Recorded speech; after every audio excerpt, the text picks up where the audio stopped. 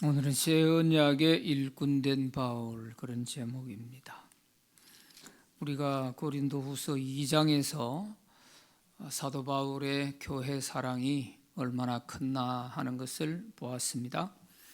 자기를 비난하고 그렇게 몹쓸 짓을 하는 그 고린도 교회를 그래도 바울은 끝까지 사랑하고 또 이해시키려고 하고 하는 그런 모습 속에서 교회를 사랑하는 그 지극한 마음을 보았습니다. 오늘 3장에 들어와서 이제 바울은 새 언약의 일꾼이 되었다 하고 이제 말씀하고 있는데, 이 새 언약이라는 것은 바로 복음을 말하는 것이고요. 새 언약은 옛 언약에 대조되는 말씀이잖아요. 옛 언약은 십계명, 율법이죠. 그래서 옛 언약은 모세를 통하여 하나님이 주신 십계명, 율법이고, 그래서 모세는 옛 언약의 일꾼인 반면에 바울은 새 언약, 예수 그리스도를 통해서 구원받는 이 새 언약에 대한 일꾼이 되었다 하는 그런 뜻입니다. 그런 점에서 오늘 이 새 언약과 옛 언약을 대조하면서 새 언약의 일꾼이 얼마나 귀하고 또 영광스러운 직분인지 하는 것을 말씀하고 있습니다. 1번 문제 같이 읽어봅니다. 시작. 사도 바울이 고린도 교회 성도들에게 추천서가 필요 없다고 말한 이유는 무엇인가? 1절 말씀에 보면 우리가 다시 자천하기를 시작하겠느냐? 우리가 어찌 어떤 사람처럼 추천서를 너희에게 붙이거나 혹은 너희에게 받거나 할 필요가 있느냐? 필요 없다 이 말이죠. 나한테 무슨 추천서를 달라고 하느냐, 그 얘기입니다. 왜 이런 얘기를 바울이 하느냐 하면, 지금 고린도 교회에 유대에서 온 율법주의 그리스도인, 이 사람들은 이제 순회 전도자로 돌아다니는 사람들이 있었는데, 이 사람들은 예루살렘 교회로부터 순회 복음 전도자라고 하는 이런 추천서, 이런 것을 받아서 가지고 다녔다고 그래요. 그러다 보니까 바울이 개척해서 세워놓은 교회인데도 이 고린도 교회에 와가지고 이 율법주의 그리스도인들이 바울은 사도가 아니다,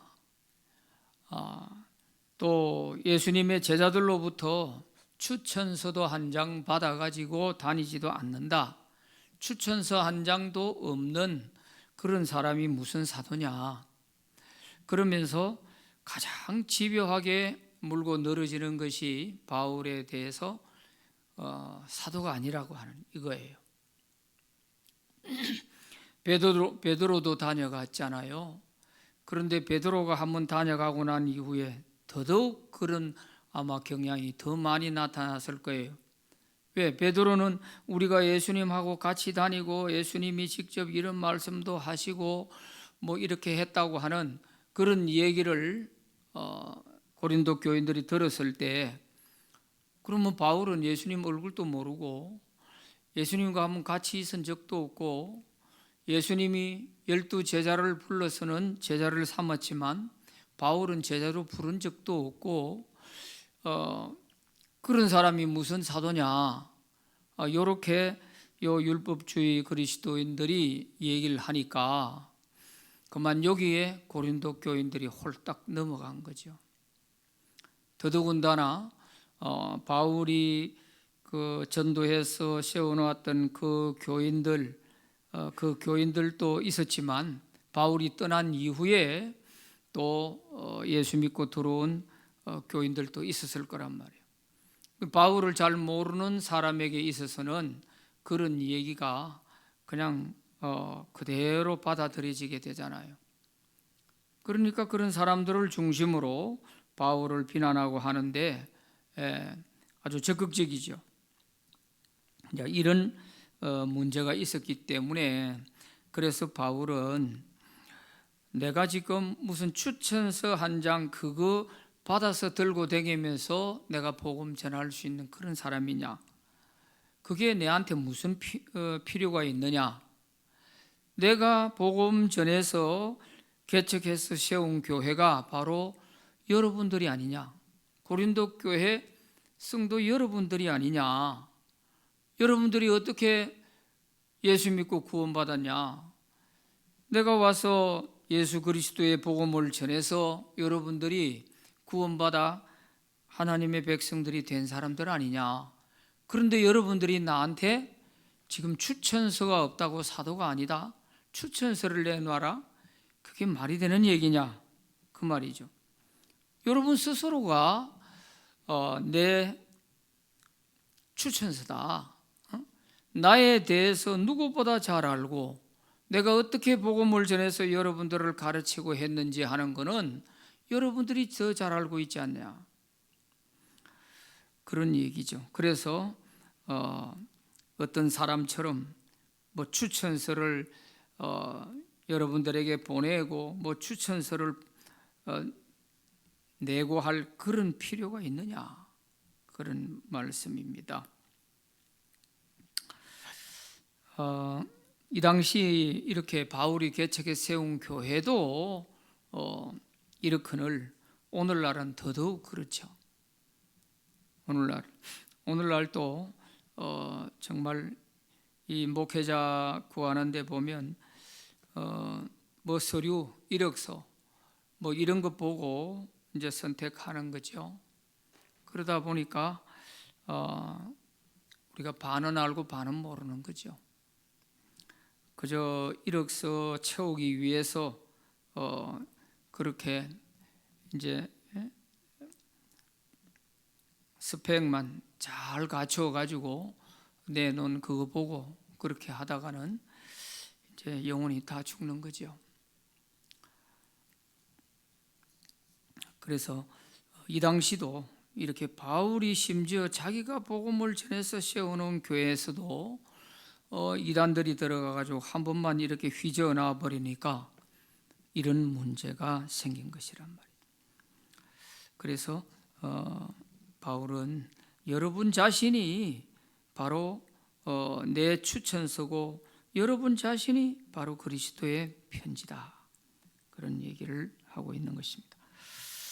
자, 2번 문제 읽어봅니다. 시작.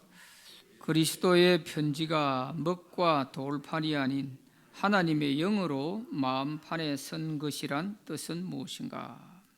2절 3절에 보면 너희는 우리의 편지라 우리 마음에 썩고 무사람이 알고 읽는 바라. 너희는 우리로 말미암아 나타난 그리스도의 편지니 이는 먹으로 선 것이 아니요 오직 살아계신 하나님의 영으로 선 것이며 또 돌판에 선 것이 아니요 오직 육의 마음판에 선 것이라 그랬습니다. 너희는 우리의 편지라. 너희는 그리스도인 곧 고린도 교회 성도들을 말합니다. 고린도 교회 성도들 여러분들이 우리의 편지다. 편지. 그런데 이 편지는 먹으로 종이에다 쓴 게 아니고 여러분 마음판에 새겨져 있는 거 아니냐. 이 말은 그들이 예수 그리스도를 마음으로 영접해서 그리스도인이 된 거 아니냐. 그러니까 여러분들이 우리의 편지고 여러분 마음판에 새겨져 있는 그 그리스도, 이 그리스도는 옛 언약 때의 십계명을 돌판에 새겨주는 거하고 달리 여러분 마음판에 하나님의 영으로 새겨져 있다. 그런 말씀이죠.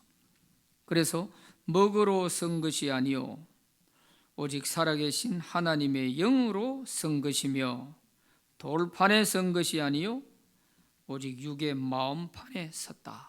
그랬어요. 그 고린도 교인들의 마음에 새겨진 그 예수 그리스도는 바울이 복음을 전하면서 예수 그리스도를 전했기 때문에 그 예수님을 영접해서 그 사람 마음속에 주님이 새겨져 있는 거 아니냐, 그 말이죠. 그 이상 무슨 더 추천서가 필요하며 무슨 더 편지가 필요하냐. 여기에 우리의 편지다 하는 이 편지라는 말이나 위에 추천서라는 말이나 같은 뜻이에요. 왜냐하면 추천서라는 이 말 자체가 그란마라고 하는 것은 속에서 또 을에서 신뢰를 보장해 줄 수 있는 그런 그 편지 이와 같은 것이거든요. 그래서 에베소 교회에 있을 때에 그 아볼로가 왔었잖아요. 바울이 3차 전도 여행 때 에베소에 도착하기 전에 바로 아볼로가 에베소를 거쳐갔잖아요. 그때 브리스길라 아굴라 부부가 그 아볼로를 맞이했고 아볼로가 거기 와서 성도들을 가르치고 또 복음을 전하고 하는 것을 쭉 보고서 아직 성령이 무엇인지 모르고 있구나 하는 것을 알고서 브리스길라 아굴라 부부가 아볼로에게 가르쳐 줬잖아요. 그러고 이제 어디로 갑니까 했더니 아가야 지방 고린도 쪽으로 간다는 거예요. 그때 브리스길라 아굴라 부부가 고린도 교회에 있다가 바울 따라서 에베소로 왔기 때문에 고린도 교인들을 누구보다 잘 알잖아요. 왜? 고린도 교회를 개척할 때 브리스길라 아굴라 부부와 바울이 함께 했잖아요. 그 개척 멤버지요. 그러니 누구보다 잘 알죠. 그때 브리스길라 아굴라 부부가 편지를 써주지요. 편지를 써줘서 이 아볼로 선생이 고린도로 가니까 여러분들이 잘 맞이해 주시오 하고 이 편지를 써주잖아요. 바로 이런 것이 추천서 하는 이 단어와 같은 뜻입니다. 그래서 너희가 우리의 편지다. 너희가 우리가 복음을 어떻게 전했는지 모든 것을 다 알고 기억하고 있는 우리의 편지다. 그리고 우리 마음에 섞고 무사람이 알고 읽는 바라. 이 말은 편지를 마치 읽고 알듯이 여러분들을 보는 사람마다 이 고린도 교회는 사도 바울이 와가지고 복음을 전해서 세워진 교회다 하는 이것은 누구든지 보는 이마다 다 알고 있다는 거죠. 마치 편지를 읽고 그 내용을 알듯이 고린도 교회 하면은 바울, 이거는 보는 이마다 다 읽고 있다는 거죠. 이렇게 확실한데 무슨 또 다른 편지가 필요하냐. 그래서 여러분 마음에 새겨져 있는 돌판이 아닌 여러분 마음판에 성령으로 새겨져 있는 그 그리스도가 바로 여러분을 증명하고 있지 않냐. 종이 쪼가리 하나 추천서가 그게 무슨 의미가 있냐. 그런 얘기입니다. 얼마나 안타깝고 답답하면 바울이 이런 표현을 할까 그런 생각이 들지요. 그래서 이 고린도 교회 성도들은 그리스도의 편지다. 발신자는 그리스도고 대필자는 바울이고 잉크와 같이 글을 쓰는 먹은 성령이고 종이는 고린도 교인들의 마음이죠. 이렇게 그 고린도 교회 성도들의 마음판에 바울이 전한 복음이 그대로 기록이 되어 있다는 것, 새겨져 있다는 것이 새겨져 있어. 그런데 무슨 뭐 종이 쪼가리 하나 이거 추천서가 있느니 없느니 이걸 가지고 사도다 사도가 아니다 이렇게 한다는 자체가 이 사람들의 신앙이 얼마나 지금 많이 비뚤어져 있나 하는 것을 알 수가 있는 거죠.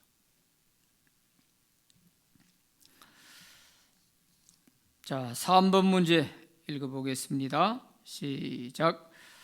사도 바울은 이러한 확신과 만족이 어디서 나왔다고 했는가? 4절, 5절 말씀에 보면 바울이 이렇게 확실하게 확신을 가지고 이 얘기를 할 수 있는 것은 이 확신이 어디서 나왔나? 또 그가 자기는 새 언약의 일꾼된 것에 대해서 아주 만족한다 하는 이런 확신과 만족이 어디서 나왔나 하는 것입니다. 4절에 보면 우리가 그리스도로 말미암아 하나님을 향하여 이 같은 확신이 있으니, 자, 확신이 어디로부터 왔다고요? 그리스도로부터. 그리스도로 말미암아 우리가 이 같은 확신을 가지고 있다. 이 말은 바울 자기 자신이 가고 싶어서 그 고린도 간 거 아니잖아요. 하나님이 보내셔서, 주님이 보내셔서 그곳에 가서 예수님을 전한 것이지 바울 자기 이름 전한 게 아니잖아요. 어디를 가든지 바울이 예수 그리스도, 그리스도의 종으로서, 그리스도의 사도로서 가서 예수님을 전했지 다른 게 뭐 있어요? 사도라 하는 말은 그리스 말의 아포스톨로스라고 하는 말인데요, 이건 보냄받은 자라는 뜻이에요. 보냄받은 자. 그러니까 사도 하는 게 무슨 뭐 대단한 무슨 직분, 어떤 계급 그런 게 아니에요. 주님이 보낸 사람이라는 뜻이죠. 그러니까 내가 주님의 보냄받은 자로서 이곳에 와가 복음 전이 뭐 사도가 뭐 대단한 거냐? 12제자들이 사도다 하고 와가지고 베드로가 와서 뭐 복음을 전하고 갔겠지만 베드로나 바울이나 다 주님이 보냄받은 자라는 것이지 주님의 보냄받은 자라는 의미는 떼고 무슨 마치 계급인 것처럼 사도냐 사도가 아니냐 이걸 가지고 지금 논하고 있는 걸 보게 되죠. 그러니까 이 당시 벌써 고린도 교회 성도들이 신앙이 많이 잘못되어 있다 하는 것을 볼 수가 있는 것입니다.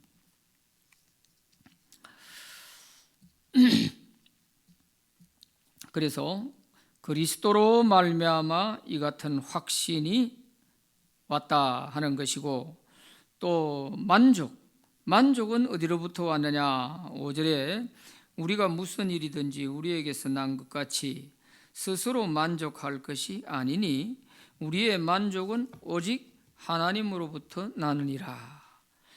이 바울 마음속에 새 언약의 일꾼된 이것에 대한 자부심과 만족함이 어디로부터 왔다는 거예요? 하나님으로부터, 오직 하나님으로부터 왔다는 것이. 스스로 만족할 것이 아니다. 자기 스스로 마치 복음을 전하는 이것에 대해서 스스로 만족한다는 것은 있을 수가 없는 것이, 왜냐하면 그리스도를 전해서 그리스도의 역사로 말미암아 한 사람 한 사람이 구원받는 모습을 보면서 한없이 기쁘고 보람이 있고 여기에서 만족함이 오는 것인데, 자기 이름을 전해가지고 자기가 뭐 유명해지면은 또 만족하고 뭐 보람이 있다고 할지 모르지만 자기 이름을 전하는 게 아니잖아요. 그러니까 자기는 그리스도의 종으로서, 그래서 어디를 가든지 예수님을 증거해서 예수님으로 인해서 구원받는 사람들이 하나하나 이렇게 생겨날 때마다 한없이 기쁘고 만족하고 하는, 이것이 다 하나님으로부터 오는 만족함이지, 자기 도취에 빠져가지고 성취욕에 의해 가지고 이렇게 만족한 것이 아니라는 거예요. 오늘 우리가 전도를 해서 한 사람 한 사람 구원받고 교회에 나와서 삶이 변화되어가는 이런 모습을 보면 제일 기뻐하는 사람이 전도한 사람이에요. 제일 기쁘고 마음에 정말 만족함이 이렇게 느껴지는 사람은 바로 그 사람을 전도한 사람. 그래서 새신자들이 세례받는 날 보면 눈물을 닦고 앉아있는 사람이 전도한 사람이에요. 다른 사람들은 전부 그냥 구경하듯이 다 쳐다보고 있어도 그 사람을 전도한 사람은 감격이 다른 거예요. 만족함이 있는 거예요. 기쁨이 있단 말이에요. 하나님이 주신 그 기쁨. 왜? 자기 이름으로 한 거 아니잖아요.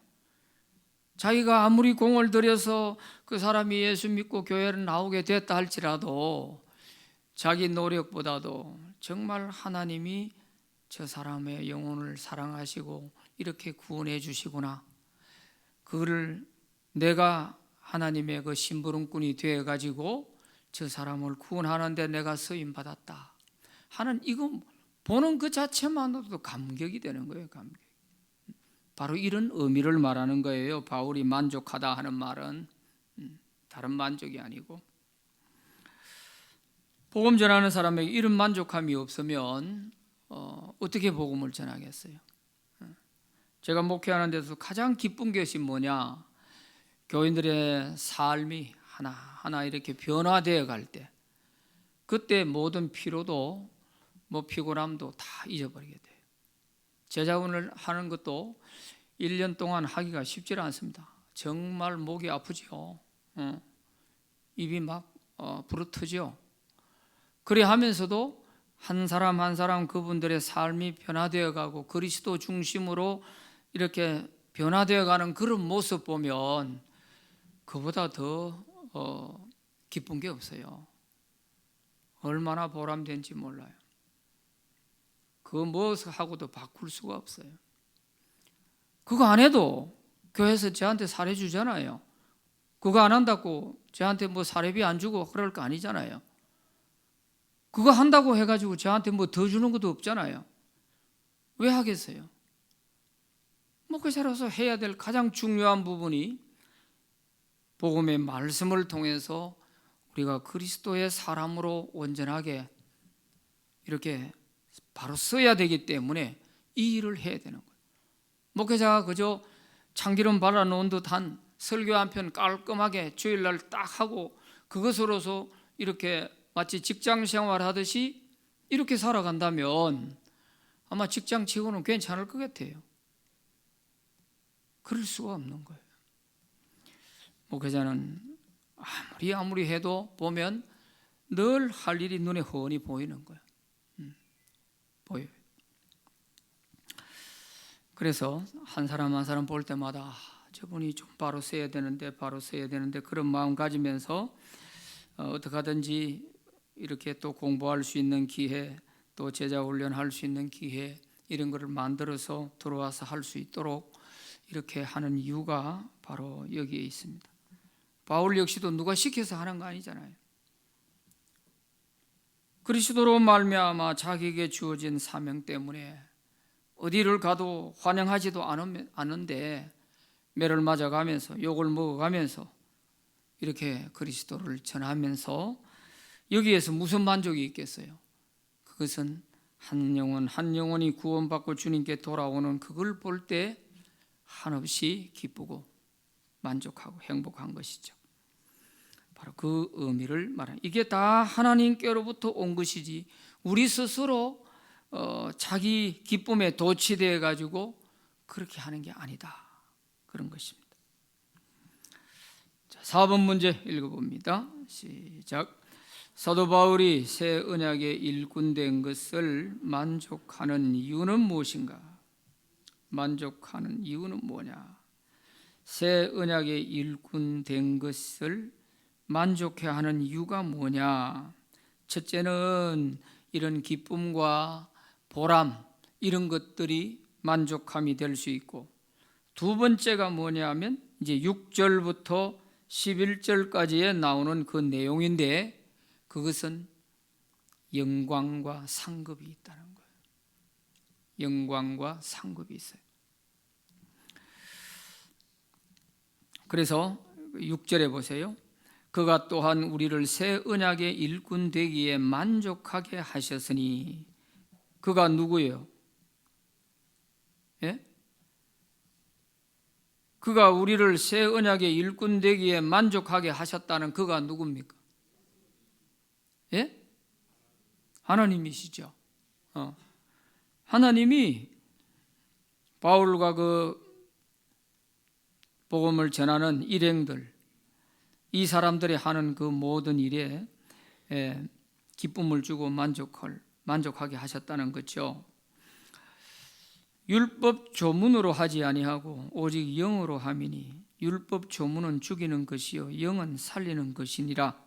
자, 여기서 새 언약의 일꾼이 하는 복음을 전하는 일과 율법 조문을 가지고 왔던 모세가 한 일과 비교를 하는 거예요. 비교. 그 비교에서 뭐요? 새 언약의 일꾼은 오직 영으로 한다. 율법 조문이 아닌 영으로, 성령으로 한다는 거예요. 그런데 이 율법 조문은 사람의 영을 죽이는 것이고, 영은 사람을 살리는 것이라는 거예요. 그래서 새 언약의 일꾼은 영을 살리는 일을 하니까 그래서 만족한다 하는 거예요. 또 그 뒤에 7절에 보면 돌에 서서 새긴 죽게 하는 율법 조문의 직분도 영광이 있어 이스라엘 자손들은 모세의 얼굴에 없어질 영광 때문에도 그 얼굴을 주목하지 못하였거든. 하물며 영의 직분은 더욱 영광이 있지 아니하겠느냐. 영광을 이제 모세의 얼굴과 비교하는 거예요. 율법, 사람 죽이는 그 율법도 하나님께 받아서 하나님과 함께 있다가 내려온 그 모세의 얼굴에 광채가 나가지고 사람들이 가까이 가기를 두려워했단 말이에요. 그래서 수군으로 가렸지 않습니까? 이렇게 사람을 죽이는 율법에 일꾼된 자도 이렇게 영광이 있다면은 그리스도의 직접 이 복음을 전하는 자에게, 새 언약의 일꾼된 자에게 어찌 영광이 없겠느냐, 그 말씀이에요. 그러니까 주님의 그 영광을 생각하면 만족한다. 새 언약의 일꾼된 것을 나는 조금도 후회하지 않고 만족한다, 그 말씀이죠.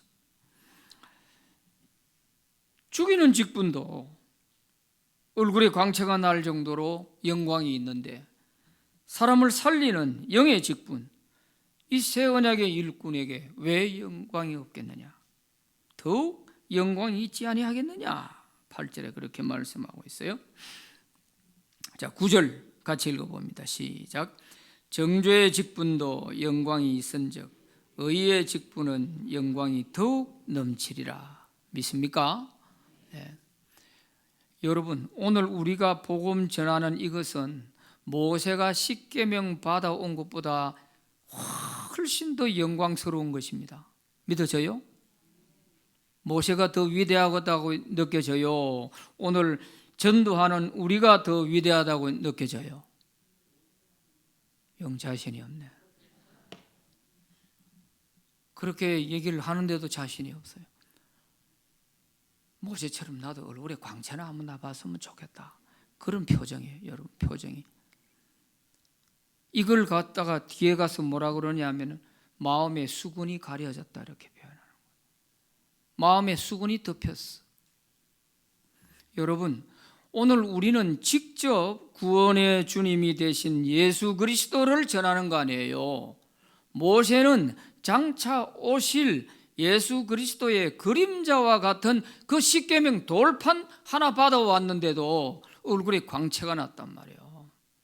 이렇게 영광이 있다면 오늘 우리가 생명을 살리는 복음을 전하는데 왜 영광이 없겠냐고요. 여러분 전도 한 명 하고 거울 한번 봐봐요. 광채가 나는지 안 나는지.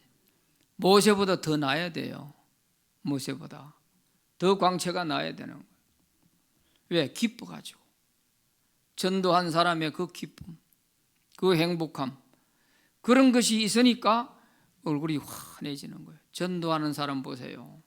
얼굴이 항상 밝고 기쁨이 넘쳐요. 1년 가도 전도를 못하니까 늘 우거지상을 하고 있는 거예요. 그렇잖아요. 신앙생활 원리는 간단해요. 우리는 성령에 충만해가지고 복음 전하는 여기에 최고의 행복감이 있는 거예요. 자, 그 다음 보세요. 10절 같이 읽어봅니다. 시작.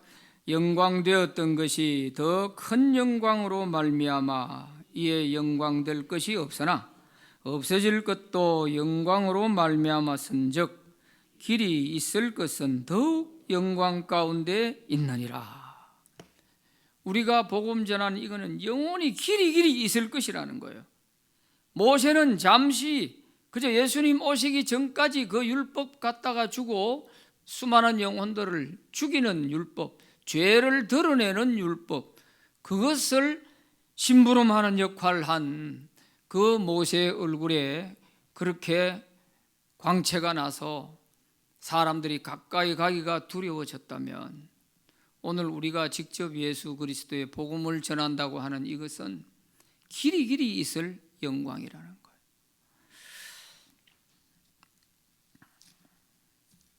한 번도 우리가 이런 생각을 안 해봐서 그런지 모르지만 그렇지 않습니다. 여러분 정말 우리가 이 복음 전하는 것이 뭐 이거 교회 부흥을 위한 것이 아니에요. 이거는 정말 주님 앞에 뭐 내가 복음을 전해서 그 사람이 어느 교회를 나가든지 어떻게 되든 간에 한 영혼이 구원받아서 주님께 돌아온다고 하는 이 자체가 한없는 영광이 되는 거예요. 뭐 우리 교회 몇 명 전도회가 우리 교회를 얼마나 부흥시켰냐, 그것도 좋지만 내가 주님 앞에 가면 카운트를 해야 돼. 내가 전도한 사람이 몇 명인지. 그거를 하나님 앞에 결산할 거 아니겠어요? 신앙생활을 몇 년 했냐? 예수님이 그거 물어보지는 않으실 것 같아요. 성경 어디에도 너 몇 년 신앙생활 하다 왔냐? 뭐 대신앙이냐?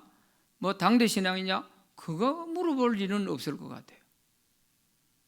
그러나 문제는 네가 하나님 말씀을 얼마나 보았냐? 내 말씀을 얼마나 지키고 복음을 얼마나 전했느냐 하는 이것은 반드시 주님 앞에 가서 결산해야 될 부분이 아닐까 그런 생각을 합니다. 왜? 주님이 카운트해서 상을 줘야 되니까요. 그래서 없어질 것도 영광이 있다면 길이 있을 이 영의 직분, 새 언약의 일꾼된 이 직분은 그야말로 영광이 넘치는 것입니다. 믿으시기 바랍니다. 자, 5번 문제 읽어봅니다. 시작. 바울은 모세가 수건으로 얼굴을 가린 이유를 어떻게 설명하였느냐? 자, 13절. 자, 12절에 보면 우리가 이 같은 소망이 있으므로 담대히 말하노니, 바울의 이러한 담대함은 어디서 나와요?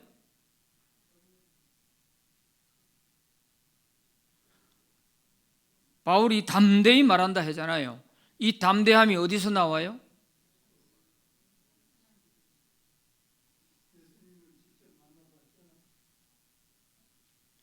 앞에 거기 있잖아요. 무엇이 있으므로 담대히 말한다 해서요? 소망이 있으므로 담대히 말한다 했잖아요. 나는 한글 성경 보고 여러분 영어 성경 보는 것 같아. 소망이 있으므로, 이 소망은 뭐냐 하면 앞에 얘기했던 거, 우리의 새 언약의 일꾼된 여기에는 반드시 영광이 넘친다 하는, 이거 생각하면 소망이 넘치잖아요. 또 하나는 우리가 만족하고 기쁨이 넘치고 행복하다 하는 이런 소망이 있단 말이에요. 이 소망이 있으므로 우리가 이같이 담대하게 고린도 교회 성도 여러분들에게 우리가 말할 수 있다, 그런 얘기입니다. 소망이 있으므로. 오늘 우리도 이 복음을 전할 때 소망이 있는 사람은 분명히 복음 전합니다. 왜? 천국에 대한 소망이 확실한 사람은요, 전하지 않고는 견디지를 못하죠. 그냥 형식이 아니에요. 뭐 전도주일 되니까 아이고 또 밥맛이 없네 그러면서 내 체면치레 하려고 하는 이런 신앙에서는 빨리 벗어나야 돼요. 정말 내가 마음에서 우러나오는 한 영혼을 사랑하고 그 영혼을 정말 주님께로 인도하려고 얼마나 내가 정말 애를 쓰고 해봤는지, 그거 한번 해보지도 않고 주님이 나를 위해 십자가 지신 그 고난을 우리가 느낄 수 있다고요? 천만에요. 십자가 가까이 가지도 못해요. 주님이 우리를 위해 십자가 지신 그 고난에 동참하는 마음으로 바울은 복음을 전했어요. 그래서 복음을 전하면서 수없이 죽을 고비를 넘겨도 이거 아무것도 아니야. 내가 이 땅에서 겪는 복음 전하면서 죽을 고비 넘기고 뭐 아무리 고난을 당하고 순교를 한다 할지라도 내가 주님 앞에 가서 받을 영광과는 비교할 수 없다. 로마서 8장 17절에 그랬잖아요. 장차 내가 하나님 앞에 가서 누릴 영광과는 비교가 안 된다고 그랬어요. 비교가. 이게 소망을 가진 사람이에요. 소망. 천국 소망을 가진 사람은 그렇게 되는 거죠. 이 땅에서 우리가 아무리 힘들고 고달프고 고생스럽다 하더라도요, 또 예수 믿는 것 때문에 핍박을 받고 어려움이 많다 할지라도 천국에 대한 소망이 있으면 아무것도 아니야. 이게 아무것도 아니야. 주님에 대한 소망이 있어 보세요. 뭐 내가 억울한 소리를 듣고 비난하는 소리를 듣고 해서도 내가 믿는 주님이 살아계시는데, 저 사람이 하는 얘기 주님이 지금 듣고 계실 건데 내가 뭘 그렇게 애태울 거요? 주님 보셨지요? 들으셨지요? 이거 한마디면 되는 거예요. 이 소망은 어느 누구도 뺏어갈 수가 없어요. 우리 안에 있는 주님에 대한 이 소망, 하나님 나라에 대한 이 소망, 이거는 어느 누구도 뺏어갈 수가 없어. 소망이 그렇게 중요한 겁니다. 우리가 천국 문 앞에 갈 때까지는 이 소망을 붙들어야 돼요. 소망이 없으면 천국 문 앞에까지 못 가요. 믿음만 가지고는 안 된다니까요. 믿음은 현실에 대한 부분을 우리가 바라보는 것이지만 소망이 있어야 그 믿음이 갈 방향이 잡히는 거예요. 아무리 믿음이 펄펄 끓는다 할지라도 소망이 분명하게 있어야 그 믿음이 능력을 발휘하는 거예요. 그래서 소망이 있으므로 우리가 담대하게 여러분들에게 말한다. 여러분들이 나를 아무리 비난하고 뭐 헐뜯어도 우리는 거기에 기죽지 않는다. 왜? 소망이 있으므로. 우리가 새 언약의 일꾼으로서 이 복음 전하는 여기에는 영광이 있을 것이고 우리 스스로 마음속에 기쁨이 넘치고 여러분들이 지금 구원받아서 믿음 생활을 하고 있는 이것 자체만 해도 나를 미워하든지 헐뜯든지 어떻게 하든지 간에 여러분들이 존재하고 있다는 그 자체가 우리가 주님 앞에 가면 받을 상급이, 여러분들이 내 상급이다 그랬어요. 상급. 그래서 소망이 있으므로 담대히 말한다 하고 13절 같이 읽어봅니다. 시작. 우리는 모세가 이스라엘 자손들에게 장차 없어질 것에 결국을 주목하지 못하게 하려고 수건을 그 얼굴에 쓴 것 같이 아니하노라 그랬고, 모세는 얼굴에 수건을 가지고 왜 얼굴을 가렸습니까? 왜 가렸다고 되어 있어요?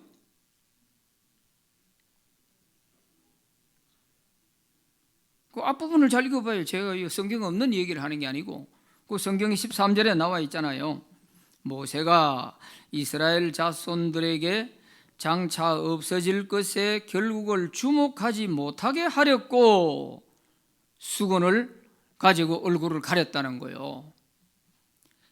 장차 없어질 것에 결국 내 얼굴에 지금 영광의 광채가 나지만 이거는 잠시 있다가 사라질 것이라는 거예요. 없어질 것이라는 거예요. 이거를 백성들이 쳐다보고 여기에 함몰돼 가지고 자꾸 이것만 상상하고 나도 얼굴에 광채 나게 하나님 만나야겠다 이런 생각하면 안 된다는 거죠. 이건 못하게 하려고 그래서 수건으로 얼굴을 가렸다는 겁니다. 생각해봐요. 모세가 무엇 때문에 수건 가지고 자기 얼굴 가리겠어요? 얼굴이 광채가 확 나면은 일부러 더 보여주고 싶을 텐데 안 그렇게 했어요? 더 보여주고 백성들 앞에서 더 아마 권위 있고 더 정말 내가 하나님 만나고 온 사람이야 그러면서 더 아마 이렇게 나타내고 싶을 텐데 무엇 때문에 수건으로 얼굴을 가리겠어요? 모세는 알고 있었던 거예요. 내 얼굴에 지금 이런 광채가 나고 하나님을 만나고 와서 이랬지만 이 백성들이 혹시라도 오해해가지고 내 얼굴의 광채 이거를 바라보고 여기에 푹 빠져가지고 내 흉내 내려고 하는 이런 일을 하면 안 되는데 이 생각을 하고서 수건으로 얼굴을 가린 거예요. 바로 그 말이에요. 이 말이 장차 없어질 것에 주목하지 못하게 하려고 없어질 것에 여기에 목매 달지 않도록 하려고 그래서 수건으로 가렸다는 거예요. 장차 올 그리스도를 바라봐야 된다는 거죠. 내 얼굴에 광채를 보지 말고 장차 올 그리스도를 바라봐야 된다. 그리스도의 그 영광스러운 그리스도를 바라봐야지 나를 바라보면 안 된다. 그래서 수건으로 자기 얼굴을 가렸다. 이렇게 설명을 하고 있는 것입니다. 자, 그런데 보세요. 이스라엘 백성들은 모세가 염려한 대로 모세의 얼굴에 광채 여기에 홀딱 빠져버렸어요. 그래서 모세가 전해준 율법을 신성시 해가지고 이 율법 계속 율법 그래서 율법을 마치 우상처럼 이렇게 하다 보니까 결국 예수를 죽였지 않습니까? 율법이 예수님을 죽였어요. 율법이 예수님의 죄목이 뭐예요? 신성모독죄 아니에요. 자기가 하나님의 아들이라고 하는 이건 하나님의 이름을 모독한 거래요. 신성모독죄는 사형입니다. 사형. 그 율법이 예수님을 죽였어요. 모세가 염려한 거, 걱정했던 이게 현실로 나타난 거죠. 자, 6번 같이 읽어봅니다. 시작. 유대인들의 마음을 덮고 있는 그 수건을 벗으려면 어떻게 해야 하는가? 유대인들은 모세의 얼굴의 그 광채 여기에 함몰돼 가지고 그래서 율법을 우상처럼 이렇게 받들게 되었고 장차 오실 그리스도마저도 십자가에 못 박아 죽이는 이런 일이 왜 그 마음에 수건이 덮여 있는 거예요. 모세의 그 수건이 덮여 있는 거예요. 14절 읽어봅니다. 시작. 그러나 그들의 마음이 완고하여 오늘까지도 구약을 읽을 때에 그 수건이 벗겨지지 아니하고 있으니 그 수건은 그리스도 안에서 없어질 것이니라. 자, 이스라엘 사람들의 그 마음이 구약 성경을 읽을 때마다 그 수건이 벗겨지지 아니하고 있었다는 거예요. 그 마음이 어떠해가지고? 완고해가지고.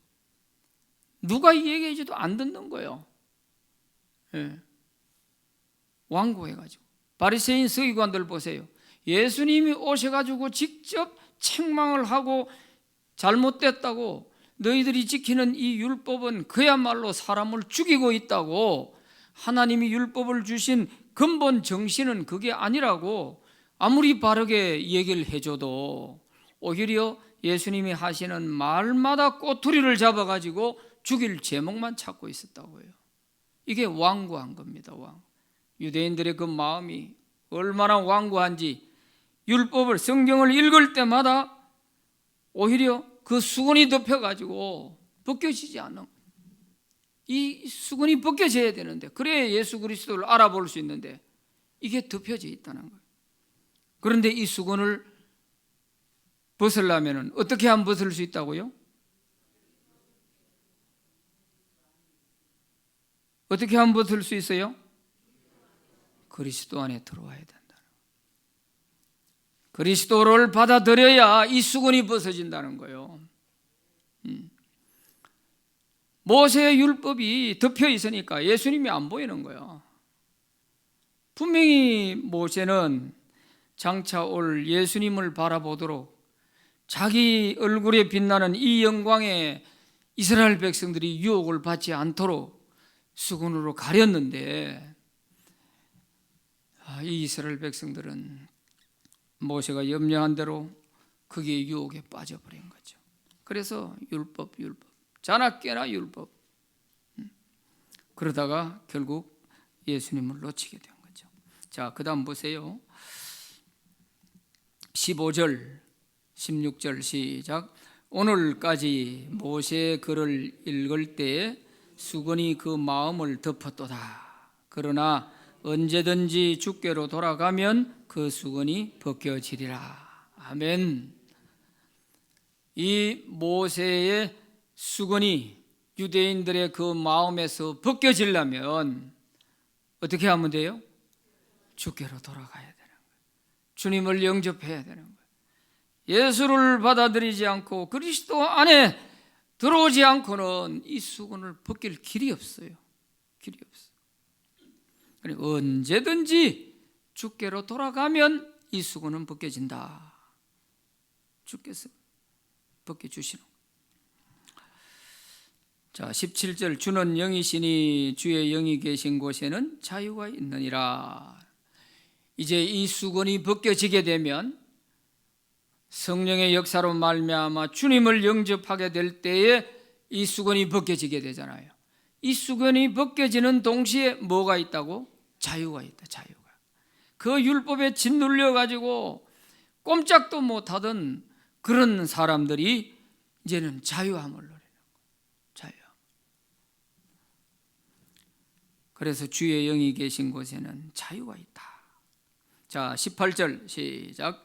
우리가 다 수건을 벗은 얼굴로 거울을 보는 것 같이 주의 영광을 보매 그와 같은 형상으로 변화하여 영광에서 영광에 이르니 곧 주의 영으로 말미암음이니라. 아멘. 우리가 다 수건을 벗은 얼굴로 거울을 보는 것 같이 그랬어요. 거울은 누가 봐요? 예? 거울 한 번도 안 본 사람 같아요. 거울은 누가 봐요? 자기가 보잖아요. 자기가 거울 앞에 서면은 자기 모습이 어떤지를 바로 볼 수 있잖아요. 수건을 벗은 사람이 거울을 보는 것 같이, 이 말은 뭐예요? 내 자신의 이제 이 모세의 수건이 벗겨졌나 안 벗겨졌나, 이거를 거울 앞에서 나를 보듯이 이렇게 봐야 된다는 거예요. 주의 영광을 보매 벗은 얼굴로 거울을 보는 것 같이 내가 이제는 주의 영광을 본다. 주의 영광을. 또 주님과 같이 우리가 같은 형상으로 변화해서 장차 하나님 나라에서 영광에서 영광에 이르게 된다. 참 기가 막히게 설명을 했어요. 바울이 이렇게 정말 이 설명하는 이 내용을 고린도 후서를 고린도 교회 성도들이 받아보고 이 편지를 받아보고 얼마나 이해를 했을까 참 궁금하기도 합니다. 기가 막힌 모세의 그 얼굴의 광채를 수건으로 가린 이 의미를 쫙 설명을 하면서 고린도 교회 성도들에게도 정말 우리가 주님으로 말미암아 영광을 누리고 정말 기쁘게 믿음 생활을 해야 될 여러분들이 어떻게 이단이 들어와 가지고 휘저어 놓은 거기에 휩쓸려 가지고 이렇게 피투성이가 되도록 싸우고 있냐. 그걸 보니까 참 안타까운 거잖아요. 바울이 마치 뭐 자기 자랑하려고 하는 게 아니에요. 바울이 이렇게 새 언약의 일꾼으로 살아가듯이 고린도 교회 여러분들도 똑같이 복음을 전하면서 한 영혼이라도 구원하면서 이렇게 주님의 영광을 바라보고 이 영광의 직분을 감당하며 살아야 될 건데, 심지어 자기에게 생명의 복음을 전해준 바울까지도 헐뜯고 사도니 사도가 아니니 하면서 뭐 추천서가 있느니 없느니 하면서 온갖 그런 사탄의 소리를 다 하고 그러고 있단 말이에요. 얼마나 안타까운 거예요. 참 바울이 그 성도들을 왜 자기가 그만큼 애착을 가지고 전도해서 했기 때문에, 그러니까 이렇게 해서라도 어떻게 하든지 깨우치려고 하는 거잖아요. 제 생각 같아서는 아이고 지 싫으면 말지 뭐 때문에 이렇게까지 할까. 아이고 오지 마라 하면 안 가면 되는 것이고 그러지 뭐 때문에 저럴까. 참 읽으면서도 이해가 좀 안 가는데 오직 하나, 교회를 사랑한다는 거예요. 주님의 피로 구원한 그 백성들을 사랑한다는 거예요. 다만 그들이 철이 없어서 아직 깨닫지를 못해서 그들이 저렇게 하고 있을 뿐이고, 사탄이 들어와 휩쓸고 이단이 들어와 휘저어 놓으니까 거기에 휩쓸려서 지금 눈이 가려져 가지고 있어 그렇지, 저 사람들도 깨우쳐 놓으면 좋은 그리스도인이 될 것이다 하는 이 소망 가지고 바울이 이렇게 애타게 설명을 하는 거예요. 오늘 우리에게도 이 영광된 새 언약의 일꾼된 것을 감사하게 여기고 우리가 하나님 나라에 대한 이 영광을 우리가 소망하면서 담대하게 살아갈 수 있기를 바랍니다.